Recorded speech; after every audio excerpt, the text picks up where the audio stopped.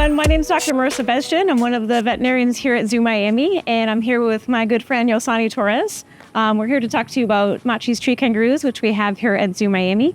And many people don't know what a tree kangaroo is, so I brought my little friend here. But as you can see, they have arms, legs, and a long tail, and they live up in the trees. And we're here to talk to you more about them. So if you want to talk a little bit about how many species there are and stuff like that.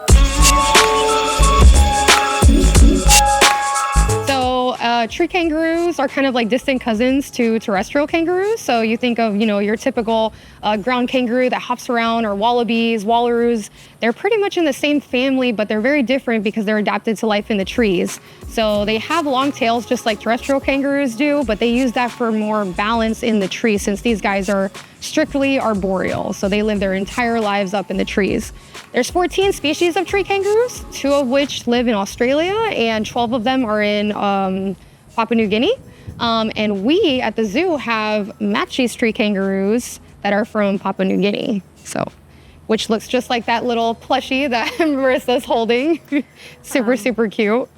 And one of the cool things about marsupials in general is that they have a pouch. This plushie obviously doesn't have a pouch.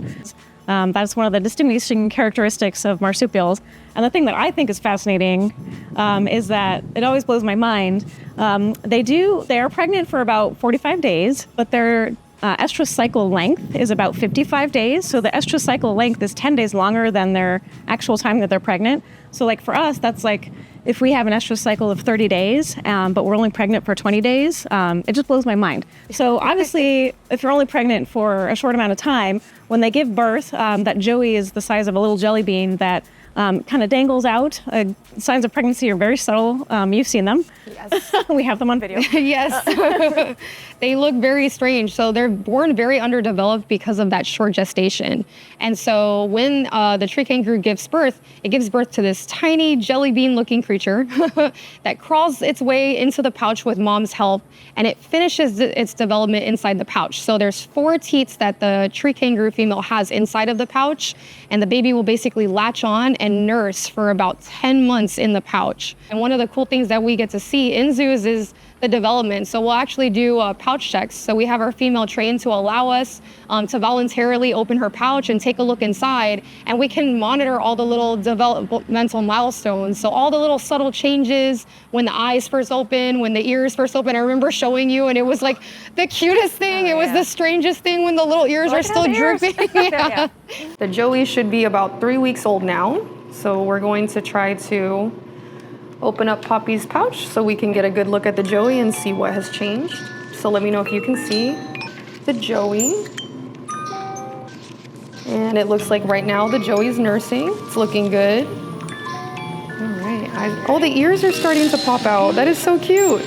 Yeah, it's when the claws start to form. It's really crazy to see, but we learn so much through that process, and it's incredible that we have breeding tree kangaroos here.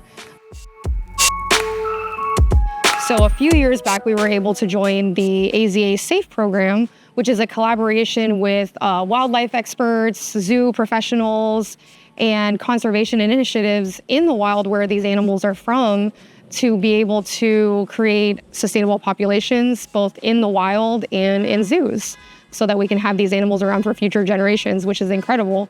So Marisa, you lead the One Health initiative as part of the SAFE program as the working group lead. So can you tell us a little bit about that? Our mission basically is to figure out ways that are mostly in situ to merge the health of the tree kangaroos that are living there in the forests regions that are in the conservation zones, and then also to be able to look at the health of the forest they're living in, and then also the health of the people that are traveling into the forest, because they're all interrelated, as we've kind of found out in our world.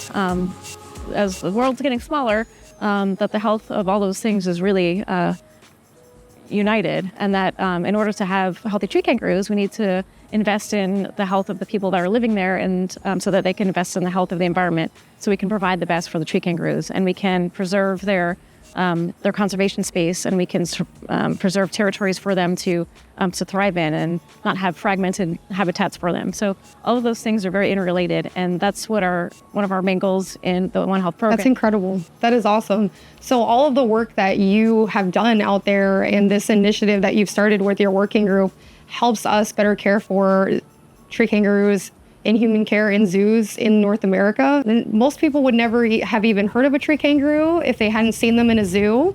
You wouldn't be able to create that connection. You wouldn't have any knowledge of a tree kangaroo unless you visited a zoo and saw them. So it is actually very important to have these animals in zoos, not just to form a safety net population for if something happened in the wild, but to educate guests as they come in and, like creating that connection. Also, there's a little bit difference between the SSP, Species Survival Plan, and the SAFE programs. Yes. And those are all under the umbrella of like AZA in the zoos. It's just how we like manage ourselves and keep track of things. So in the SSP populations, like you mentioned, there's about 45 animals in North America and a few that are outside of the US of Matschie's tree kangaroos, mostly what we're managing.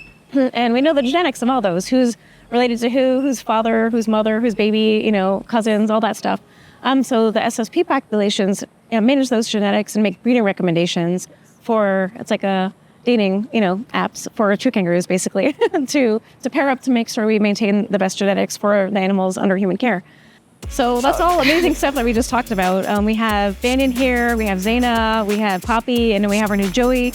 So those are all great things that we're doing not only here at Zoo Miami, but we're also putting a lot of effort and time into helping populations that are overseas, as far away as Papua New Guinea and Northern Australia. By supporting our zoo and by visiting them, you're actually making a huge difference, not just here at our zoo, but on a global scale. So thank you guys so much. Thank you so much for joining us. Please come learn about our tree kangaroos. We hope to see you. Thank you.